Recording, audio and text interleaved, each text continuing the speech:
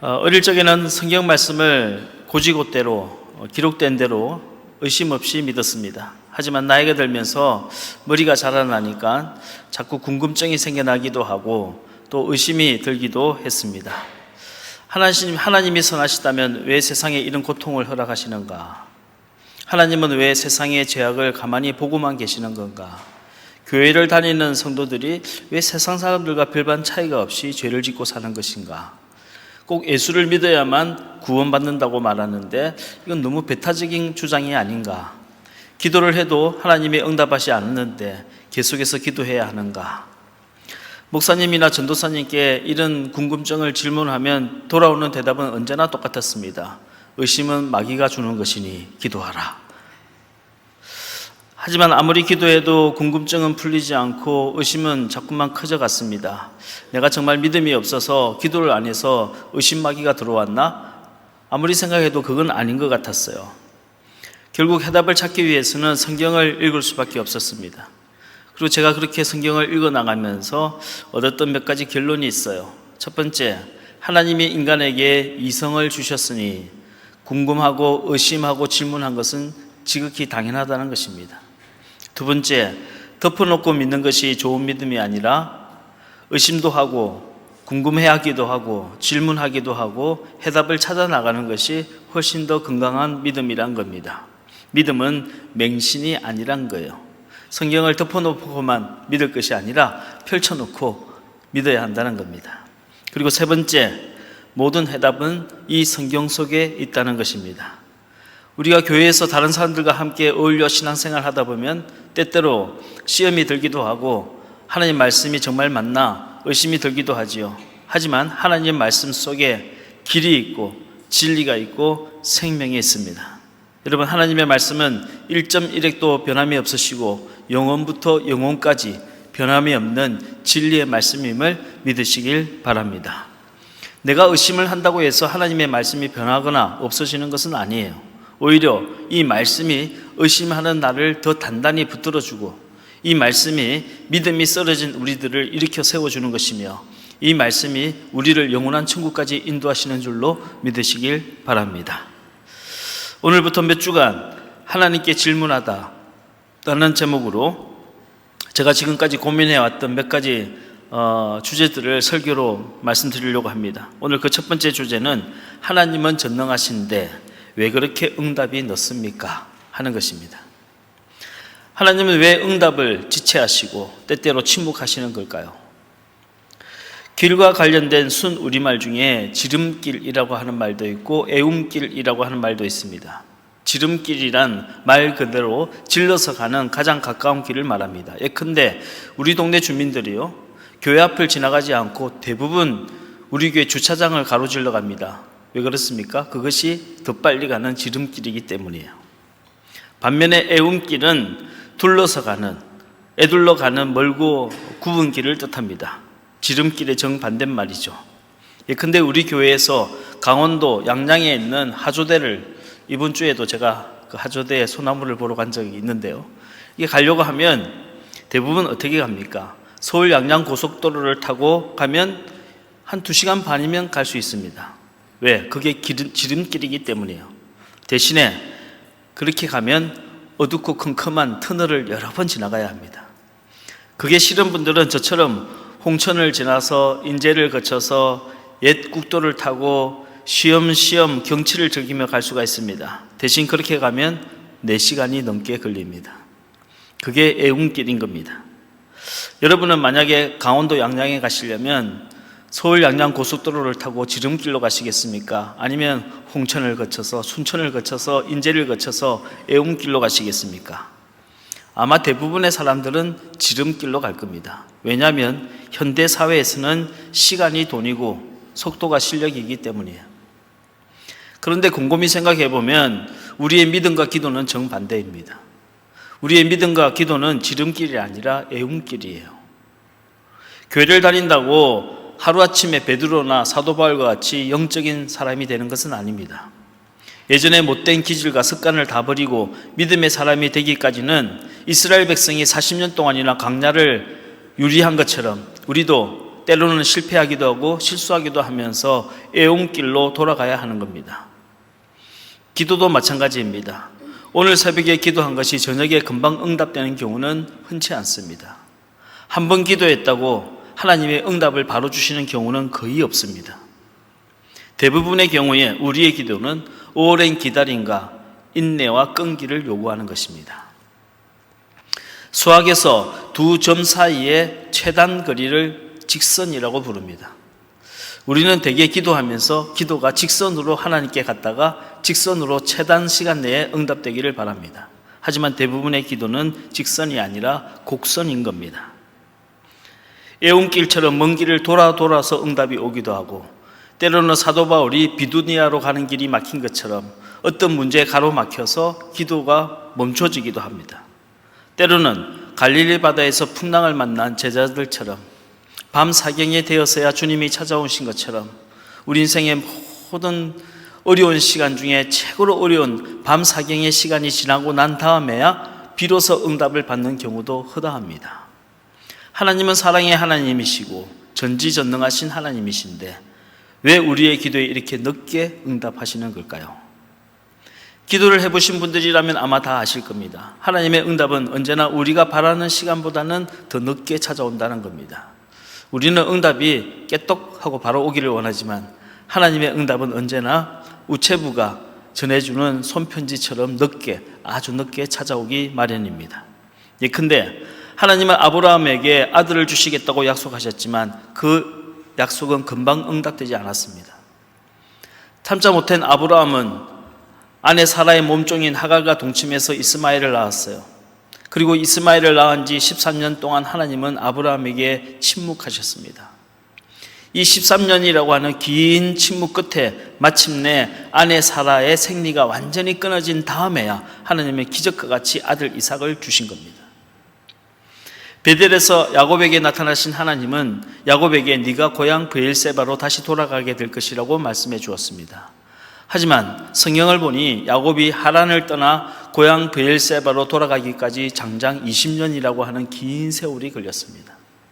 그 20년 동안 야곱은 라반에게 속아서 사기 결혼도 당하기도 하고 10번이나 품삯이 떼이는 등 엄청난 고난을 받았습니다. 이렇게 20년의 고생이 다 끝난 다음에야 비로소 하나님의 말씀이 응답된 겁니다. 그뿐입니까? 베다니 마을에서 죽을 병에 걸려서 나사로가 죽게 되었을 때 그의 여동생 마르다와 마리아가 예수님께 사람을 보내어서 우리 오라버니가 죽게 되었으니 지체하지 마시고 속히 오셔서 오라버니를 위해서 기도해 달라고 부탁했습니다. 하지만 우리 예수님은 이틀이나 머물던 곳에 더 계시다가 그 이후에나 베다니 마을로 찾아가셨어요. 그리고 그 이틀 동안에 나사로는 죽고 말았습니다. 예수님은 나사로가 죽은 다음에 그의 무덤에까지 가서, 냄새나는 무덤 앞에까지 가서 나사로를 다시 살려내셨습니다. 기다림에도 골든타임이 있다면 우리 주님의 응답은 너무나도 늦은 것이 아닐까요? 생텍쥐페리의 어린 왕자를 보면 이런 말이 나오죠. 네가 오후 4시에 온다면 나는 3시부터 행복해질 거야. 그렇지 않습니까? 사랑하는 사람을 기다리는 것은 굉장히 행복한 일입니다. 하지만 여러분, 약속한 4시가 지나가고 5시가 되고 6시가 되어도 그 사람이 오지 않는다면 그 행복감은 점차 의심으로 변하고 두려움으로 변하고 절망으로 변하고 결국에는 배신감마저 느끼게 될 것입니다.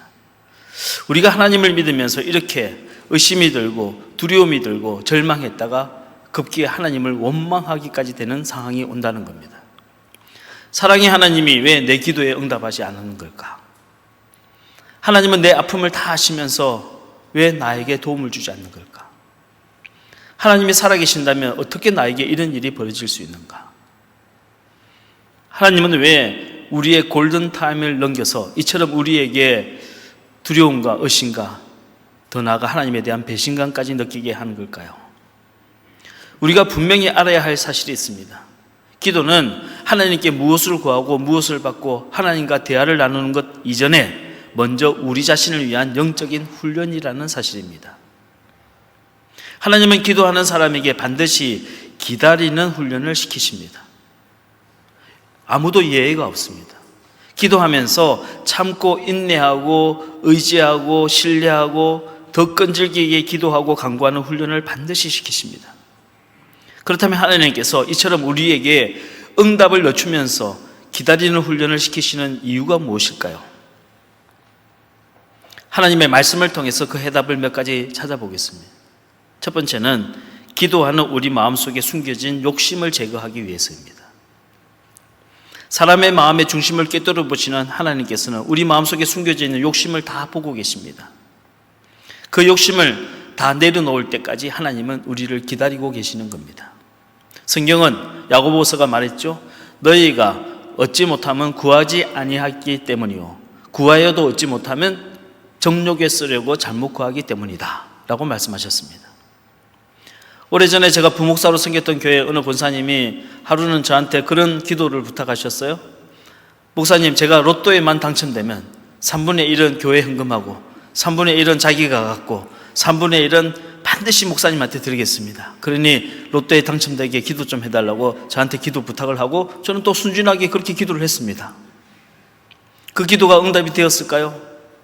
지금 25년이 지났는데 아직도 연락이 없는 걸 봐서는 아직도 응답이 안 된 것 같습니다. 여러분, 아무리 그럴싸하게 포장을 잘해서 말을 잘해도 정력으로 쓰려고 잘못 구한 기도에는 하나님이 응답하지 않습니다. 대장장이가 2000도씨가 넘는 풀무불로 금을 연단할 때 언제까지 연단해야 할까요? 그 금에서 대장장이 자신의 모습이 비칠 때까지 연단을 하는 겁니다. 하나님도 우리에게서 하나님의 모습이 보일 때까지 우리의 기도를 연단하고 계시는 겁니다. 기도는 훈련인 겁니다. 내 기도 속에 내 욕심이나 내 정욕은 사라지고 하나님의 뜻이 보일 때까지 하나님은 우리의 기도를 연단하고 계시는 겁니다. 기독교에만 기도가 있는 것이 아니라 다른 종교에도 기도가 있지요. 불교에도 기도가 있고 이슬람에도 기도가 있습니다. 하지만 우리 기독교의 기도는 차이점이 있습니다. 우리가 드리는 기도는 알라딘의 요술 램프의 진이가 아니라는 겁니다. 성경이 말씀하시는 기도는 경건의 훈련이고 하나님의 마음을 닮아가는 영적인 담금질입니다. 쉽게 말씀을 드려서 기도를 함으로써 내가 원하는 바를 이루는 것보다 더 중요한 목적은 하나님의 뜻을 깨닫는 것입니다. 이것이 정말 기도의 본래적인 목적이란 겁니다. 두 번째, 하나님께서 기도를 통해 기다리는 훈련을 시키시는 이유는 하나님만을 의지하는 믿음을 우리에게 주시기 위해서입니다. 여러분, 하나님이 가장 미워하시는 게 뭘까요? 뭐라고 생각하십니까?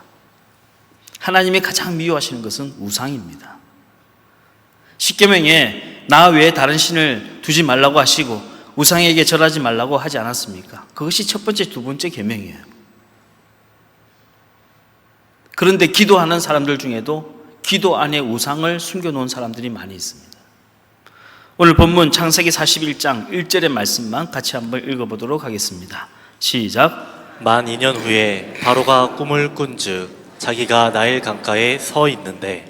만 2년 후에 라고 했습니다. 여기 만 2년 후에란 왕의 술 맡은 간원장이 감옥에서 풀려나 왕궁으로 돌아간 지 만 2년 후에라는 뜻입니다.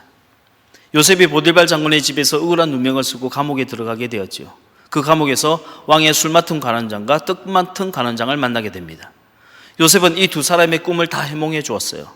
그 해명도로 떡 맡은 간원장은 죽게 되었고 술 맡은 간원장은 감옥에서 풀려나서 정계에 다시 복귀하게 되었습니다. 당시 애굽의 법에는 바로의 생일날 대사면이, 죄인들에 대한 대사면이 이루어졌어요. 술 맡은 간원장은 요셉의 이야기를 듣고 그 대사면이 오기 전에 3일 동안 자세를 낮추고 은행을 삼가해서 결국 사면을 받고 복직을 하게 되었습니다. 술 맡은 간원장이 정계에 다시 복직해서 왕궁으로 돌아갈 것을 미리 알고 있었던 요셉은 그에게 왕궁으로 돌아가면 바로 왕에게 말을 잘해줘서 자신의 억울한 처지를 풀어달라고, 자기를 감옥에서 풀려나게 해달라고 간절히 부탁을 했습니다. 창세기 40장 14절 말씀을 같이 한번 읽겠습니다. 시작. 당신이 잘 되시거든 나를 생각하고 내게 은혜를 베풀어서 내 사정을 바로에게 아뢰어 이 집에서 나를 건져 주소서. 하지만 화장실에 들어갈 때랑 나올 때랑 달라지는 게 인간이에요. 사람은 자기가 아쉬울 때는 다 할 것처럼 이야기하다가도 그 순간만 지나가면 너무나도 쉽게 잊어버려요. 술 맡은 관원장은 요셉의 도움을 받고 감옥에서 풀려났지만 그 이후로 요셉을 새까맣게 잊어버렸습니다. 창세기 40장 23절 말씀입니다. 시작. 술 맡은 관원장이 요셉을 기억하지 못하고 그를 잊었더라. 술 맡은 관원장이 요셉을 기억하지 못하고 그를 잊었더라. 그리고 바로 다음 구절이 오늘 본문의 말씀, 창세기 41장 1절 말씀입니다. 다시 한번 읽겠습니다. 시작. 만 2년 후에 바로가 꿈을 꾼즉 자기가 나일 강가에 서 있는데. 만 2년 동안 바로의 생일이 2번 지나갔겠죠? 대사면일이 2번 지나간 겁니다. 요셉은 이 대사면일만 바라보고 살았습니다. 그리고 그 만 2년 동안 매일마다 하루도 빠짐없이 하나님께 기도했을 겁니다. 하지만 중요한 것은 요셉은 하나님께 기도했지만 술 맡은 관원장을 하나님보다 더 의지하고 있었다는 겁니다. 하지만 하나님은 내가 의지하는 사람을 통해서 일하지 않으십니다. 하나님은 요셉이 의지했던 술 맡은 관원장이 아니라 오히려 바로의 꿈을 통해서 일하시기 시작하셨습니다. 술 맡은 관원장이 요셉을 새까맣게 잊고 그를 위해서 2년 동안 아무것도 일하지 않을 때 하나님께서 직접 바로의 꿈에 나타나신 겁니다. 바로의 꿈에 살찌고 멋진 7마리 암소와 흉하고 파리한 7마리 암소가 매일마다 나오니까 바로의 마음이 너무나도 괴로웠어요. 바로는 이 회개망측한 꿈을 해몽해 줄 지혜자를 찾게 되었습니다. 그 결과 술 맡은 관원장은 드디어 요셉을 떠올리게 되었고 꿈을 해몽하는 요셉이 바로왕의 앞에 서게 되었습니다. 요셉은 아무도 해몽하지 못하는 바로왕의 꿈을 해몽하게 되었고 7년 동안이나 큰 가뭄 속에서 애굽을 건져내게 되었습니다. 그 결과 요셉은 애굽의 총리가 되었고 그 이후에 이스라엘 민족의 구원자가 된 겁니다. 여러분, 인간이 기대하는 방식과 하나님이 일하시는 방식은 다르십니다.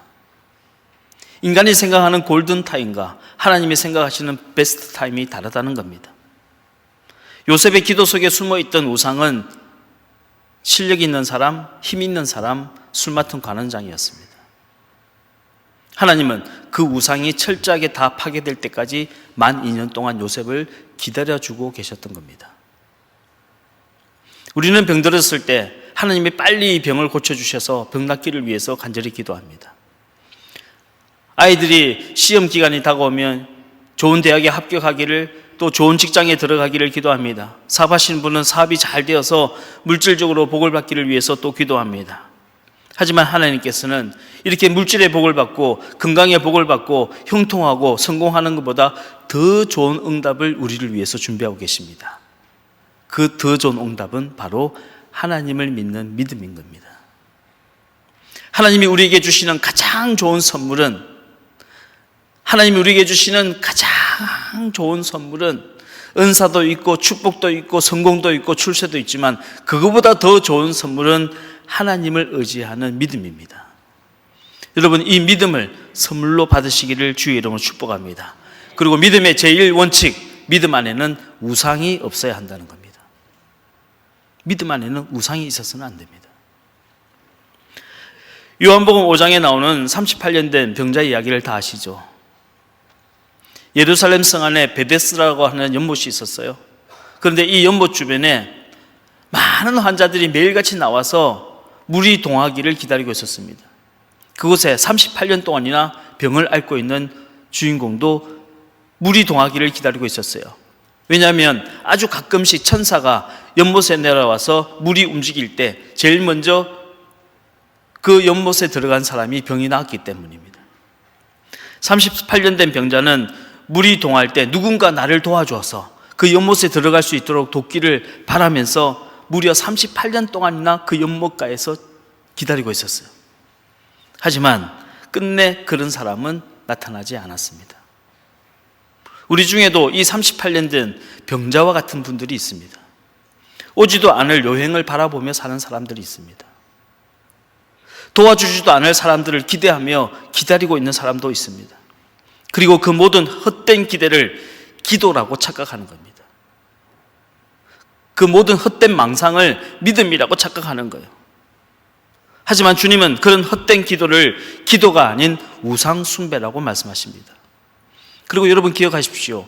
우상 숭배는 반드시 세상을 원망하고 사람을 미워하는 영적인 병이 되고 맙니다. 38년 된 병자는 육신의 병보다 더 심각한 병을 앓고 있습니다. 세상을 원망하고 사람들을 원망하는 겁니다. 물이 동할 때 아무도 나를 도와주는 사람이 없고, 철석같이 약속했던 사람도 약삭빠르게 자기가 먼저 뛰어 들어간다고 사람을 원망했습니다. 그 말을 들은 예수님께서 이 38년 된 병자에게 이렇게 말씀하셨습니다. 너는 다른 사람 기대하지 말고, 다른 사람 원망하지 말고 네 믿음으로 일어나 걸어라. 요한복음 5장 7절에서 8절 말씀을 같이 한번 읽겠습니다. 시작. 병자가 대답하되 주여 물이 움직일 때에 나를 못에 넣어주는 사람이 없어 내가 가는 동안에 다른 사람이 먼저 내려가나이다. 예수께서 이르시되 일어나 내 자리를 들고 걸어가라 하시니. 여러분, 누군가 기대하는 사람들이 계십니까? 뭔가 요행이 찾아오기를 기다리는 분들이 계십니까? 여러분, 하나님을 믿는 믿음을 가지시길 바랍니다. 여러분의 믿음으로 일어나 걸으시기를 주의 이름으로 축원합니다. 믿음이 가장 귀한 응답입니다. 우리 인생은 내 힘으로 살아갈 수 없습니다. 그렇다고 누군가 나를 도와준다고 살아갈 수 있는 것도 아닙니다. 우리 인생은 인생의 참된 주인이시고 생명의 주인 대신 하나님이 개입해 주셔야 사는 겁니다. 하나님이 여러분을 도우실 줄로 믿으시기를 주의 이름으로 축원합니다. 우리는 기도를 통해서 하나님만이 나의 구원자이시고 하나님만이 나를 도우신다는 사실을 믿게 되는 겁니다. 이 믿음을 가질 때까지 하나님은 우리의 기도를 연단하고 계시는 겁니다. 세 번째, 하나님이 우리의 기도에 응답을 지체하시는 이유는 하나님의 영광을 드러내기 위해서입니다. 마태복음 14장을 보면 갈릴리 바다에서 풍랑을 만난 제자들의 이야기가 나옵니다. 갈릴리 바다에서 풍랑을 만난 제자들은 밤새도록 노를 저으면서 배에 들어온 바닷물을 퍼내고 있었어요. 그때 예수님은 뭘 하고 계셨습니까? 산 위에서 홀로 기도하고 계셨습니다. 성경을 보니까 해질 무렵에 풍랑이 일어나기 시작했다고 했습니다. 다시 말해서 한 저녁 6시쯤에 풍랑을 만나기 시작한 겁니다. 그리고 성경을 보니 예수님께서 물 위를 걸어서 제자들에게 찾아가신 시간은 밤 사경이었습니다. 우리 시간으로 환원을 하면 새벽 3시에서 4시 사이입니다. 다시 말해서 제자들은 저녁 6시부터 새벽 3시까지 적어도 9시간 이상을 풍랑과 맞서 죽을 고생을 하면서 싸우고 있었다는 겁니다. 우리 예수님은 왜 밤 사경이 되어서야 제자들에게 찾아가신 걸까요? 이왕 풍랑을 말씀으로 잠잠하게 하시고 제자들을 구해 주실 것 같으면 좀 일찍 가시면 좋을 텐데 왜 9시간, 10시간 동안 제자들이 죽을 고생하는 것을 다 보고 난 후에 예수님은 제자들을 구원하기 위해서 물 위로 걸어가신 걸까요? 마태복음 14장에 나오는 갈릴리 바다에서 풍랑을 만난 제자들의 이야기를 묵상하면서 저는 그런 깨달음을 얻었습니다. 제자들은 평생 갈릴리 바다에서 물고기를 잡는 어부들입니다. 평생 수많은 파도들을 만나고 풍랑을 만나고 그 풍랑을 헤쳐나갔던 베테랑들입니다. 만약 밤 사경이 되지 않았더라면 제자들은 나중에 분명히 딴소리 했을 겁니다. 물론 예수님께서 물 위를 걸어놓아서 우리를 도와주신 건 맞지요. 하지만 내가 누굽니까? 마도로스 아닙니까? 평생을 바다에서 파도와 싸워온 마도로스 아닙니까? 그러니까 나 같은 사람에게 이런 기적이 일어난 거라고 분명히 딴소리 했을 겁니다. 하지만 밤 사경은 제 아무리 대단한 사람이라 할지라도 자신의 경험과 자신의 실력과 자신의 지식과 노하우가 아무 소용이 없어지는 시간입니다. 그때는 내가 아무리 많은 경험이 있어도 내가 아무리 많은 지식이 있어도 소용이 없는 시간입니다. 모든 것을 포기하고 내려놓을 수밖에 없는 시간인 겁니다. 주님은 그 밤 사경이 될 때까지 제자들을 기다려주고 계셨던 겁니다. 밤 사경이 되어야 비로소 내려놓는 것이 인간이기 때문입니다. 인간은 밤 사경이 되기 전까지는 죽을 힘을 다해서 지방식대로 해보려고 노력하는 겁니다. 왜 하나님은 인생의 밤 사경이 다 되어서야 우리에게 찾아오시는 걸까요? 왜 인생의 밤 사경이 되어서야 우리에게 응답하시는 걸까요? 내가 한 것은 아무것도 없고 모든 것이 하나님의 은혜입니다 라고 고백할 수 있을 때까지 우리를 기다리시는 겁니다. 여러분, 가끔씩 이 간증 집회를 다니시는 분들 때때로 은혜가 되기도 하지만 때때로 또 마음에 그런 생각이 들 때가 있습니다. 가만히 듣다 보면 자기가 얼마나 믿음이 좋은지, 얼마나 기도를 많이 했는지, 얼마나 불굴의 정신으로 위기를 다 이겨내고 그냥 얼마나 헌신을 했는지 자기 자랑하시는 분들 많이 있습니다. 그런 분들이 진짜 밤 사경을 지났더라면 절대로 그런 간증은 못할 겁니다. 밤 사경을 지난 사람들은 언제나 똑같이 간증합니다. 내가 한 것은 아무것도 없고 모든 것이 하나님의 은혜입니다. 저와 여러분 꼭 기도 응답받기를 바랍니다. 그리고 여러분의 간증은 언제나 내가 한 것은 아무것도 없고 모든 것이 하나님이 은혜입니다 라고 고백할 수 있는 저와 여러분 다 되시기를 주의 이름으로 축복합니다. 마지막 네 번째, 하나님께서 우리의 기도를 통해서 훈련시키는 목적은 기도하는 우리 자신을 변화시키기 위해서입니다. 하나님이 때때로 우리에게 침묵하시는 이유가 있습니다. 여러분, 자식들을 위해서 기도하다 보면 참 내 뜻대로 안 되는 게 자식이구나 하는 걸 깨닫게 되죠. 여러분은 어떻습니까? 저는 우리 자식들 위해서 좀 안타까운 마음으로 기도할 때마다 항상 드는 생각이 있습니다. 너는 더했다. 성령님께서 저에게 항상 그런 응답을 주시는 거예요. 네가 네 자식들보다 훨씬 더 고집불통이고 네가 훨씬 더 못되고 너는 훨씬 더 했어.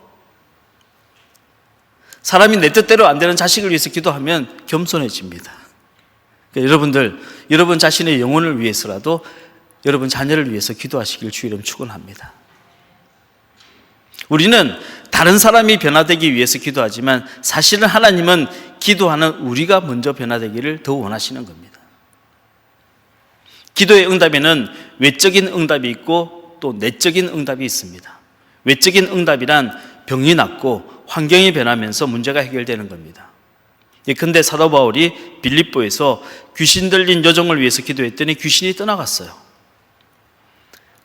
드로아에서는 사도 바울의 설교를 듣다가 졸다가 떨어져 죽은 유두고, 저는 그 말씀 읽을 때마다 참 위로가 됩니다. 사도 바울과 같이 위대한 분의 설교를 듣다가도 졸은 사람이 있었는데 하물며 나쯤이야. 여러분 편히 주무시길 바랍니다. 그런데 유두고가 떨어져 죽었어요. 사도 바울이 그를 껴안고 간절히 기도할 때 숨이 돌아왔습니다. 이런 것은 외적인 응답이에요. 환경이 바뀌고 병이 낫고 눈에 보이는 변화가 일어나는 겁니다. 하지만 기도에는 내적인 응답도 있습니다. 이건 병이 낫거나 환경이 바뀌거나 문제가 해결되지 않아요. 그러나 그 문제를 이겨나갈 수 있는 믿음과 용기를 갖게 되는 겁니다. 다시 말해서 내가 바뀌는 겁니다. 사도 바울은 몸에 찌르는 가시와 같은 자신의 병을 놓고 기도했지만 병이 낫지 않았어요. 문제가 해결되지 않은 겁니다. 하지만 사도 바울의 마음이 변화되었습니다. 그 병에도 불구하고 하나님의 은혜가 내게 족하다고 감사하는 마음을 갖게 되었고, 병과 함께 더불어 살아가면서도 자족하는 마음을 얻게 된 겁니다. 다시 말해서 기도하는 사도 바울의 마음이 변한 겁니다. 이것이 내적인 응답이에요. 여러분, 외적인 응답이나 또는 내 마음이 변하는 내적인 응답이나 다 하나님의 기도의 응답인 줄로 믿으시길 바랍니다. 많은 분들이 나는 아직 기도의 응답을 받지 못했다고 말합니다. 하지만 그런 분일수록 외적인 응답이 아니라 내적인 응답을 바라봐야 합니다. 때로는 외적인 응답보다, 환경이 바뀌는 것보다 기도하는 내 자신이 바뀌는 내적인 응답이 훨씬 더 큰 능력이 되기도 합니다. 하나님은 우리의 환경이 바뀌는 것보다 기도하는 우리 자신의 믿음이 변화되고 마음이 바뀌기를 원하시는 겁니다. 우리의 마음이 바뀌면 환경이 바뀌는 것보다 훨씬 더 많은 일을 해낼 수 있습니다. 여러분에게 기도의 외적인 응답과 더불어 내적인 응답도 함께 이루어지기를 주의 이름으로 축복합니다. 저는 기도할 때마다 요한계시록 5장의 말씀을 떠올리곤 합니다. 요한계시록 5장 3절, 8절 말씀을 같이 한번 읽겠습니다. 시작. 그 두루마리를 취하심에 네 생물과 24장로들이 그 어린 양 앞에 엎드려 각각 검은고와 향이 가득한 금 대접을 가졌으니 이 향은 성도의 기도들이라. 밤보섬에 유배를 하던 요한이 어느 날 환상을 보았어요. 천상에서 어린 양 혼인잔치를 벌입니다. 죽임당하신 어린 양 예수 그리스도께서 보좌에 자정하시고 그 앞에 구원받은 수많은 성도들이 있고 24 장로들이 자신의 면류관을 벗어서 주님 앞에 던집니다. 그런데 주님의 보좌 앞에 큰 대접이 있고 그 대접에 향이 가득 담겨 있는 겁니다. 하나님 말씀하셨죠.